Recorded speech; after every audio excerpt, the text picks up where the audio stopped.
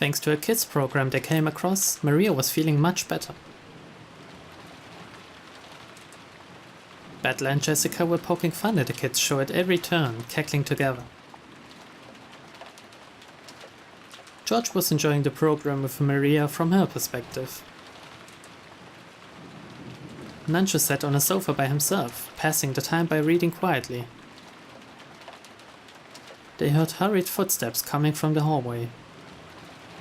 They were the footsteps of a single person. Did that mean it wasn't a group of 4 that had just left? It was Genji. It was very rare for Genji, who considered being out of breath a violation of a servant's virtues, to be gasping for air. He had probably come dashing back from outside the mansion. His shoulders were soaking wet, and he didn't have his usual trim appearance. When Genji noticed Nanjo looking at him, he gave a small silent bow and quickly approached him. Nanjo-sensei, 申し訳ございません。至急お越しください。何事ですかな? As Genji whispered something into Nanjo's ear, Nanjo went pale. He rose from the sofa, trying not to be noticed by the children who were still engrossed by the TV. And the two of them rapidly left the parlor, muffling their footsteps. Just as they were about to exit the parlor, they came across Natsui, who was pushing a serving cart loaded with a tea set. Genji whispered something into Natsui's ear, and Natsui went pale too in apparent shock. Then, leaving the serving cart where it was, the 3 of them dashed towards the entrance. George noticed them running down the rose garden through the window. なんだろう。源氏さんと南條先生と、あれは夏日おばさんかな。どうしたんだよ、兄貴。何かあったのかな。ひどい慌てようだったね。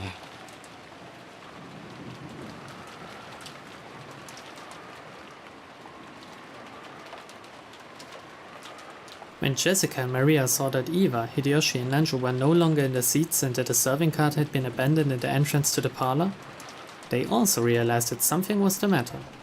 何か事故でもあったとか? 行ってみようぜ。俺たちだけのけ者なんて面白くねえしな。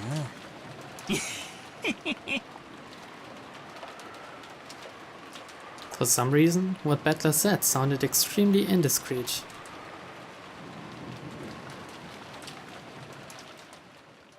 But they couldn't deny that they were a little insecure and concerned after seeing the adults run off into the rain without regards to their appearance. 行ってみようぜ。何があったか気になるぜ。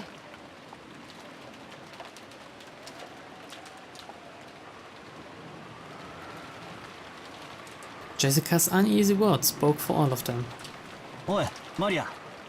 お前も来るか？それとも、テレビを見てるか？マリアはテレビがいい。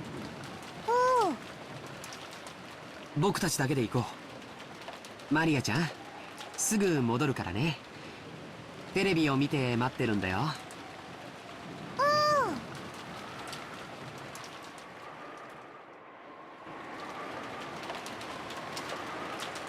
By the time the kids made it outside, the adults were no longer in sight. But Jessica seemed to have a pretty good idea where they had gone, judging by the direction they had been running. Following Jessica, we ran through the rain-soaked rose garden. The wind seemed to suddenly get stronger. The malicious sound of thunder began to ring out like it had the previous night. It felt like an eerie something had surrounded the island and was trying to stop us from moving forward. Jessica, この先には何があるんだ? 確か園芸道具なんかの倉庫があったはずだぜ。そんなところに一体何があるんだろうね。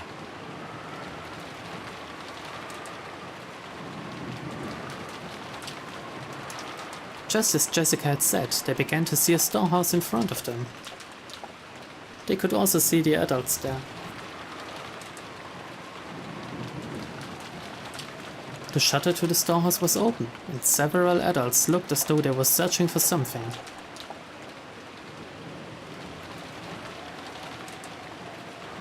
For some reason, only Natsuye was outside the storehouse. Without even holding an umbrella, she looked like she was hanging her head, and her back was facing them. There was Genji, Nanjo, and Natsuye, who had just left the mansion. The ones who'd left earlier, Kanon, Eva, and Hideyoshi, were also there, making for a small crowd of people.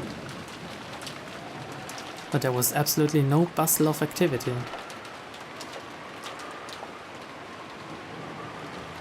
When Natsuye realized that the children were approaching, a terrible expression rose to her face, and she ran at them, with her arms spread wide.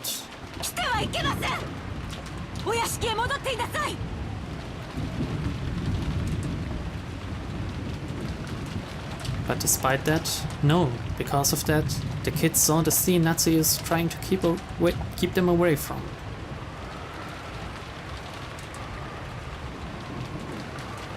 Inside the storehouse, with its shutter wide open, a faint fluorescent light shone down. And right there was...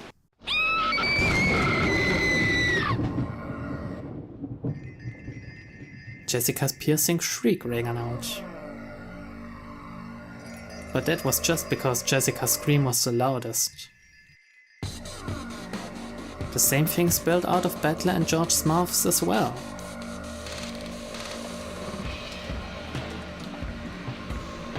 Eva spread her arms just like Natsuye, roaring at the kids with a bone-chilling expression on her face.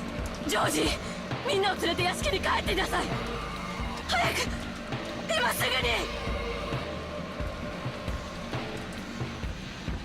When Natsuye spread her arms, I thought she was trying to prevent us from advancing any further. But that wasn't why Eva was spreading her arms right now. She was trying to stop us kids from seeing the terrible scene.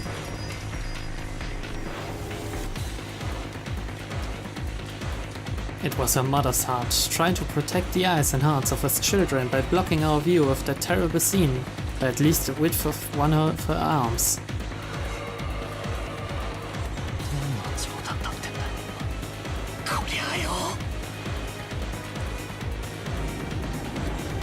I'd seen this kind of cheap scene all too often. In manga, TV, anime, and movies. I'd seen it over and over again.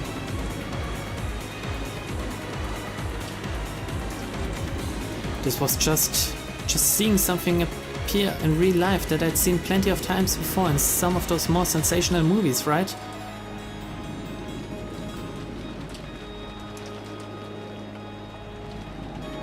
That alone shouldn't. Ah, but that suit. It's that old bastard's, isn't it? I get it. Then that's Uncle Cross. And Kiryu-san. And Aunt Rosa. Yeah.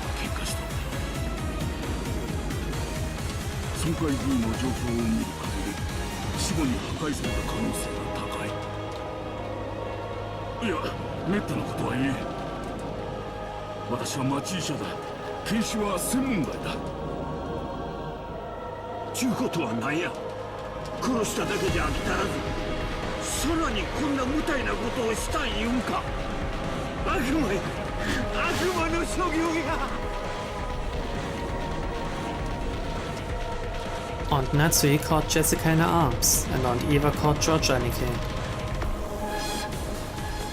So I was the only one who could approach the entrance to the storehouse. Ah, if only there had been someone there to catch me too. I wouldn't have needed to have this horrible, evil scene burned into my eyes. No, that's not it. It isn't that there's no one here to catch me. The people who should catch me, they're right there, aren't they?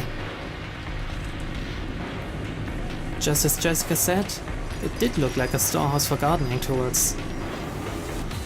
A lawnmower with extra blades, a grass sickle and a hammer. Some carpentry tools such as a saw. Piled up potted plants and bags of fertilizer. And treated just the same, the corpses of several people had been laid to rest there. No, had been tossed in there. I could tell them by their clothes. That old bastard and Kiryu-san, Uncle Kraus and Aunt Rosa. Beyond that, Goda-san and... Are there still more of them? How many people died? You're fucking kidding me. I can't even count them on one hand. Damn it!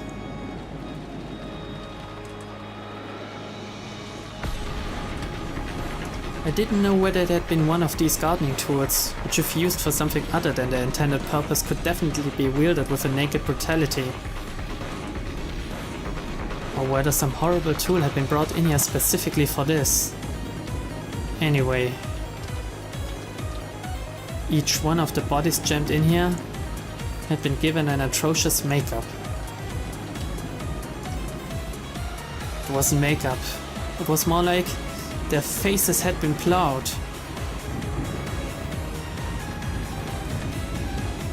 Their faces were smashed, forced into expressions that normal people couldn't make even after death. I couldn't tell where the eyes or the noses were, but I could find their mouths, because they were gaping wide, their gums exposed. But their front teeth were missing, and even the cheeks that should have covered all this were all torn up and laid bare. The trendy makeup you always spend so much time on, even though you're a man, isn't doing a thing now.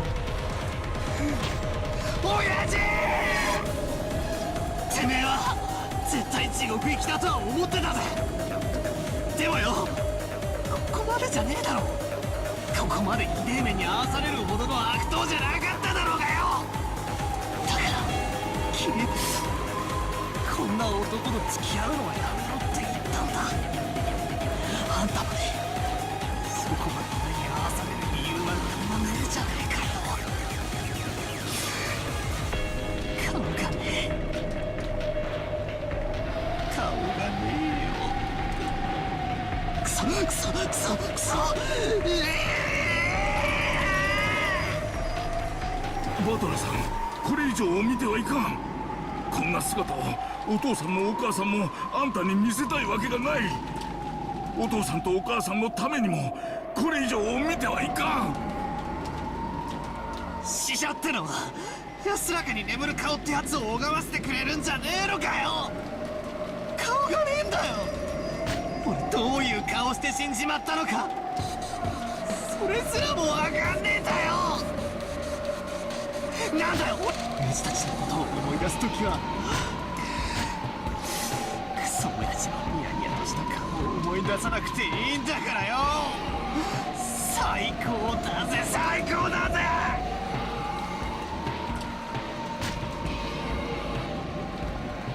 でもよ、キリエさんの綺麗さが悪党じゃねえ。たまにはムカつくと思ったけどよ、ちょいとかっこいい俺の姉貴分だったお人じゃねえかよ。こんなのってねえよ。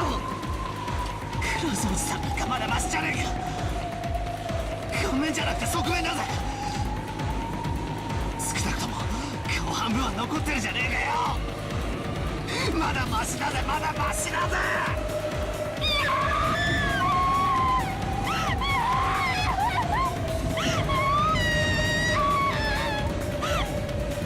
Jessica filled her ears with the sound of her own screaming, trying to shut out my reckless words. よすんだ、バタラ君。もうよすんだ。もうよすんだ。兄貴、兄貴。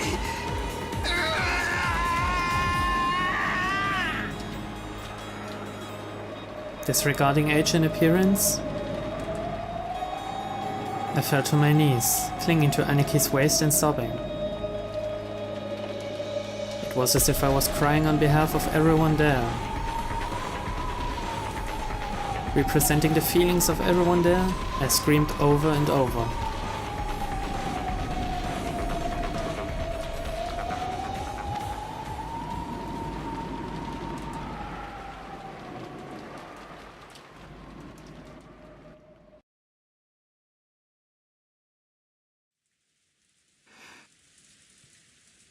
O 父さん、倒れているのはクラウスおじさん、ルドルフおじさん、キリエおばさんにローザおばさん、5人。いや、6人や。ここにもう一人おる。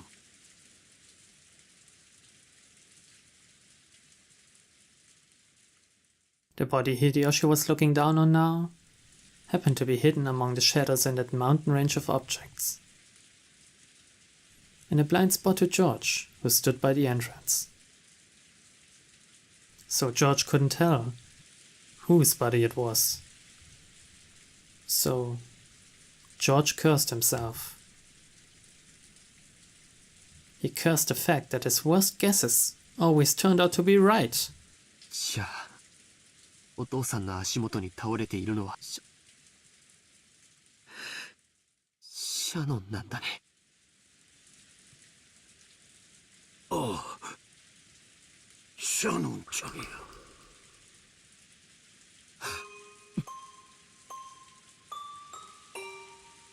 George fell completely silent. He shook slightly, his lower lip trembling. Normally, he would have wanted to run to his beloved body, screaming and crying. However, before rashly running forward, he worked to keep his composure and asked his father. シャノンもクラウスおじさんたちと同じなのかな。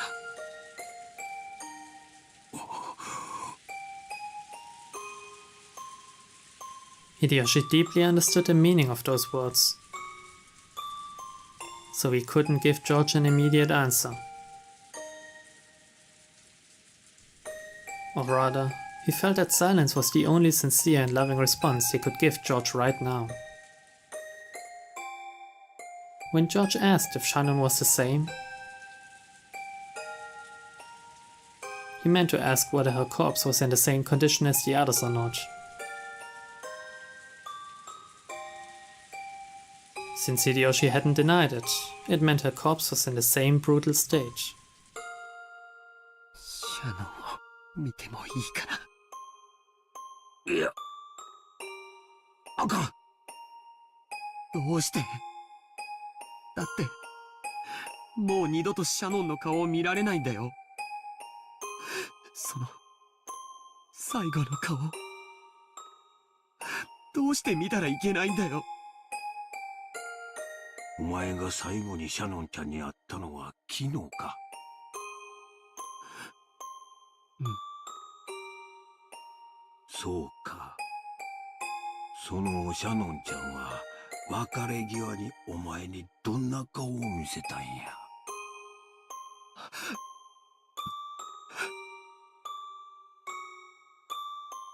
素敵な笑顔だったよ。After he handed her the ring, she hesitated, even though she must have already made up her mind. Then she looked bashful. and ran away because she was embarrassed to let him see her face looking like that. That's the expression that was revived in George's mind. そうか。ならシャノンちゃんもその笑顔をお前に残したいと願うはずや。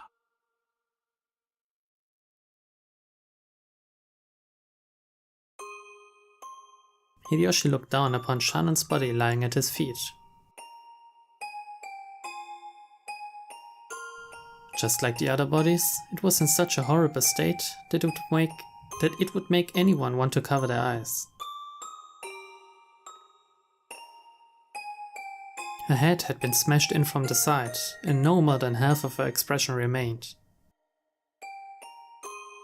If the remaining, blood-soaked half of her expression had been wiped clean, would that graceful smile of hers have peeked out? But only half of it. Without thinking, Hideyoshi slapped his hands over his eyes. How brutal. If her face was going to be crushed anyway, then if only all of it had been crushed.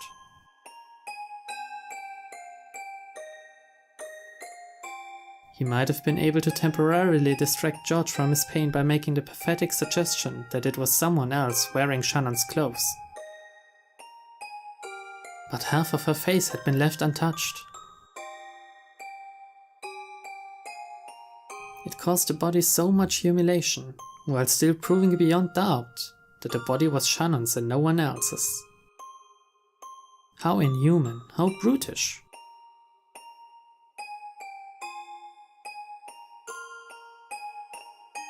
And there, trying his best to burn the image of the remaining half of Shannon's expression into his eyes as she lay at Hideyoshi's feet, was Kanon. Kanon was not crying. Tears had risen to his eyes, but they did not drip down. But that didn't mean he wasn't feeling as much sadness as everyone else. Losing Shannon, who had lived with him in the same orphanage, whom he had loved as a sister, must have been just the same as losing a blood relative. ジョージ、シャノンちゃんはきっとありがとう言ってるぞ。お前に恥ずかしいところを見られとうなかったんや。きっとお前が耐えてくれたこと感謝しとるで。分かってる。分かってるよ、父さん。分かってるよ。George leaned against the outside wall of the storehouse, crouching down limply. 父さん、頼みがあるんだ。なんや。僕の代わりに見てほしいんだ。シャノンは指に指輪をつけてるかな。指輪？ちょいと見てみる。Hideyoshi crouched down. As he did, Kanon silently pointed to one of Shannon's hands. ああ、あるで。これはダイヤの指輪や。クズダイヤとちゃう。なかなかの値打ちもんや。それはどっちの手のどの指にあるのかな。と左手の薬指や。そっか、シャノンちゃん婚約しとったんか。ジョージ、あなたまさか。エヴァ、今はそんなん関係ないで。シャノンちゃんは男に将来を約束されとったんや。一生を幸せにしちゃると男に言わせたんや。それが誰かは問題とちゃうで。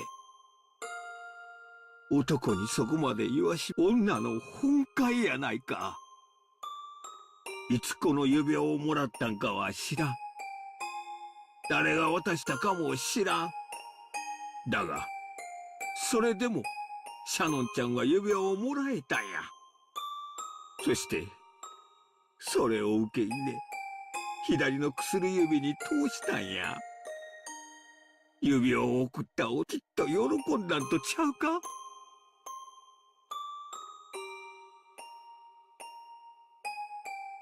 To most of the people there, Hideyoshi was simply disturbed by this extraordinary situation and was blurting out nonsense. However, someone who knew of George and Shannon's true relationship would understand the full meaning of those words. そっか。ありがとう、父さん。George stood up. The traces of tears still streaked his face, but his expression had returned to its usual calm one. 行こう。バトラー君、ジェシカちゃん。これ以上、僕たちがここにいると、大人の邪魔になる。そうだな。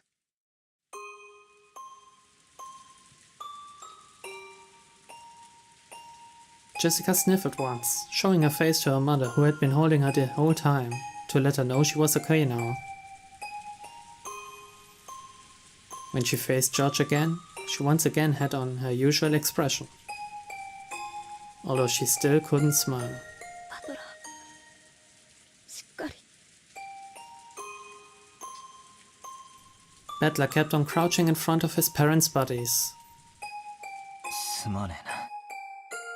がっつり泣いたら落ち着いたぜ。親父の野郎、普段はクソクソ言ってるくせに、ちょっと死んじまったくらいでピーピー泣くんじゃねえぜって笑ってやがれ。親が死んだら泣くように遺伝子すり込まれちまってったからよ。Battler's face was still bright red from the tears. But he had at least recovered enough to fake a smile, if only a bitter one. カノン、お前もこれ以上ここにいてはいけません。子供たちを連れてお屋敷に戻っていなさい。Natsui had been standing under the rain this whole time, unable to take a step into the storehouse. Maybe she had her own way of grieving, different from Battler's. Realizing that she had to take on a role of responsibility now that her husband was dead, she gave Kanon those orders. はい、奥様。Kanon rose silently and turned to face me. His face was pure white, almost as though his own heart had died along with Shannon. And there was no life in his expression. On an ordinary day, if he had been told to guide the children through the beautiful rose garden, Kanon might have led the way. But now, there was no distinction between Kanon and the children. They were now just kids of about the same age, suffering the pain of losing those close to them.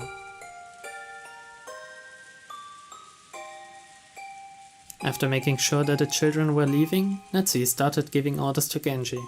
ケンジ、すぐに警察に連絡しなさい。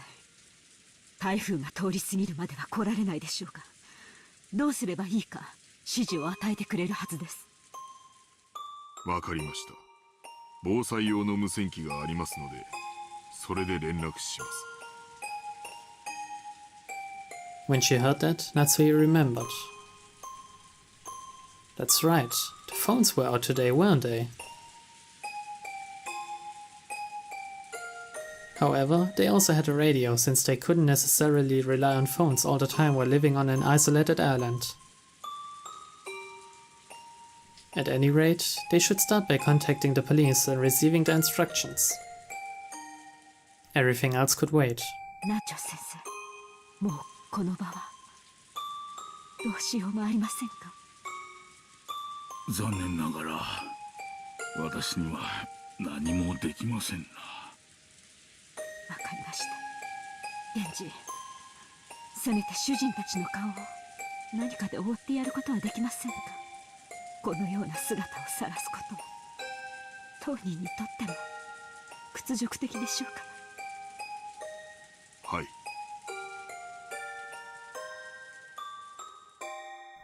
Genji picked up several dried up towels from inside the storehouse.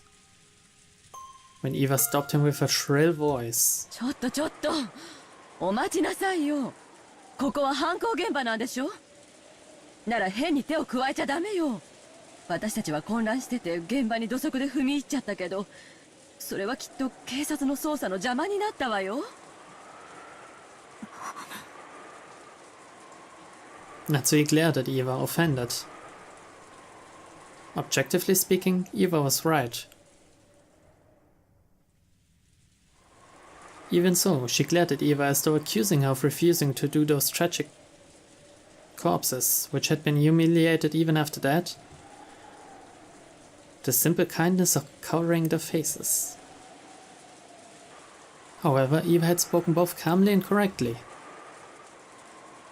This horrible situation definitely wasn't an accident. It was a crime. Someone had killed them. It was a murder case. So they needed to be careful to avoid disturbing the site any further. They had to do what little they could to aid the police, preserving clues that might help catch the detestable culprit. 私もエヴァさんに賛成ですな。警察が来るまでここは手をつけずにしておくべきです。奥様、いかがなさいますか。そうですね。わかりました。ここを閉ざしなさい。それから念のためここに別の施錠をするように。別の施錠？ええ、ここに来た時シャッターの鍵は閉じていました。ということはシャッターの鍵を使い犯人が施錠したということです。確かに通りや。じゃあここを開けた限り犯人の指紋が残ってるんとちゃうんか。警察に証拠として提出する価値はあるでしょうけど、カノン君が普通に持ってここを開けるのに使用しちゃったわ。多分カノン君の指紋も付着しちゃってるわよ。そしてその鍵はさっき源氏さんに手渡され、源氏さんも素手で受け取ってる。大した証拠にはなりそうにないわね。それは不用心でした。申し訳ございません。源氏さん、この倉庫の鍵は他にもあるんか？いいえ、この一つだけです。ということは犯人はその鍵を使用人室から持ち出し、そして律儀に元の場所に戻したちゅうことになるな。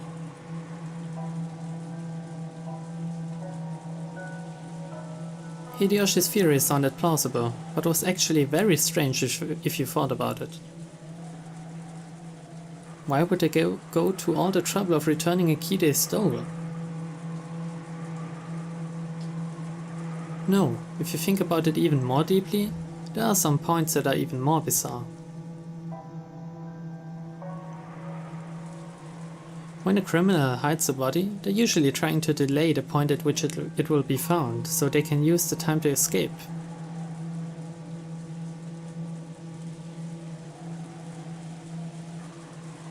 The 6 weren't necessarily killed here, but it was reasonable to assume that they were killed somewhere on this island, carried to the storehouse and hidden to delay the discovery of the crime. And yet, the eerie magic circle scribbled on the storehouse shutter had eloquently indicated the location of the hidden corpses. Sure, it didn't explicitly mention the corpses, but 6 people had gone missing. In that situation, someone had made such an obvious piece of graffiti and even returned the key to the shuttle. Almost as though they wanted the corpses here to be discovered. とにかく一度は犯人が開け閉めをした施錠だけでは信用できません。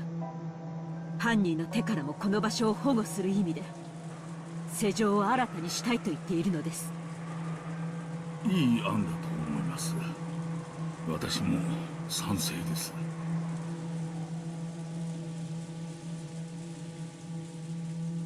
Genji fished around inside the storehouse and unsealed a brand new padlock that had been inside a small box. 鍵はどうなさいますか？私が持ちましょう。責任を持って警察に手渡します。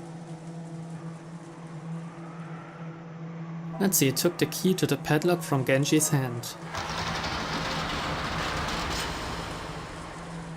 After that, they all exited and lowered the shutter. And so, the corpses were once again sealed behind that shutter, which was still covered with the creepy magic circle. Genji crouched down in front of the shutter to fasten the new padlock. Shutters often have a place in front, where you can attach your own lock in addition to the main lock of the shutter. This was one of those types. In the midst of the roar of thunder and the pouring rain, the storehouse stood there, ominously. With its closed shutter still covered in a blood-like creepy substance, it swallowed up the bodies of the 6. To Natsui, putting the new lock on wasn't mainly to preserve the scene for the police. She might have felt like she wanted to shut that mouth for all eternity. To prevent that eerie beast from swallowing up any more victims. さあ、行きましょう。皆さん、南條先生。ご足労をありがとうございました。現時は急いで警察に連絡を。戻りましたらすぐに連絡します。The adults left the storehouse. The ghastly magic circle drawn on the shutter kept the 6 bodies in its throat, looming eerily as the lightning occasionally lit it up